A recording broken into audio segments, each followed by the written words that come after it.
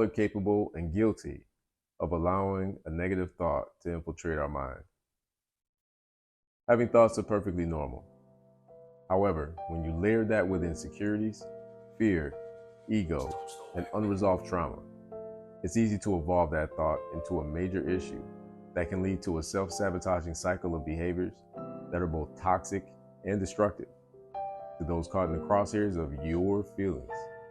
With that said, ladies, many of you have a tendency to progressively escalate an unfounded thought to the point where it drives a good man away, or provokes a well-intended man to the point where he now fits the narrative you created. I'm talking to the women who persist in being the victim and don't realize they are the villain in their own story. You've worn a mask for so long that the moment you meet a man who inspires you to remove it, you'll damn near get upset with him because you don't recognize yourself without it. So you put it back on and commence the self-sabotaging behaviors. Feelings are powerful, whether real or imagined.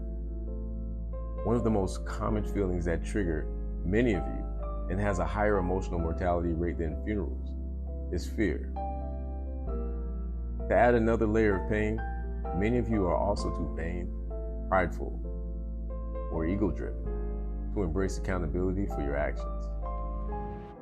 Many of you even double down on your position in spite of clear evidence of your error. This is a willful toxic habit that leads to chronic delusion, all in the name of protecting your fragility in exchange for another's hurt. You want and feel you deserve a good man, or deserve anything you want. Yet with every failure and self-sabotaging event had, you refuse to face the truth and address the underlying problem in order to begin learning to move forward in a healthier and sustainable manner. Many of you in the heat of an emotional outburst will say some really foul things and throw some sensitive things back at a man in efforts to hurt him. I can attest that I've known many men who were cut deep by such a woman's insensitivity and determination to hit him where it hurts. And they took it on the chin and felt that hurt in silence. I've personally experienced hurt, betrayal, and confusion at the hand of someone I cared for. While this message is geared towards certain women who this applies to, it certainly doesn't mean that there aren't women out there who have painful experiences at the hands of another person, at the hands of a man. Please, for those of you who this applies to, be better.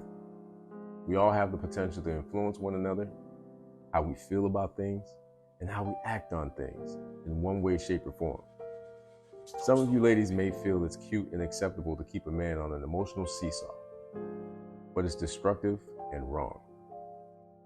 To the women out there, the good women out there, please don't associate yourself with these kinds of women. Be the beacon of hope good men can rely on to remain good. Fellas, refrain from the influence of foolish men, perpetuating negative thoughts or actions that may lead to potentially corrupting a good woman. Thank y'all for tuning in. Y'all take care.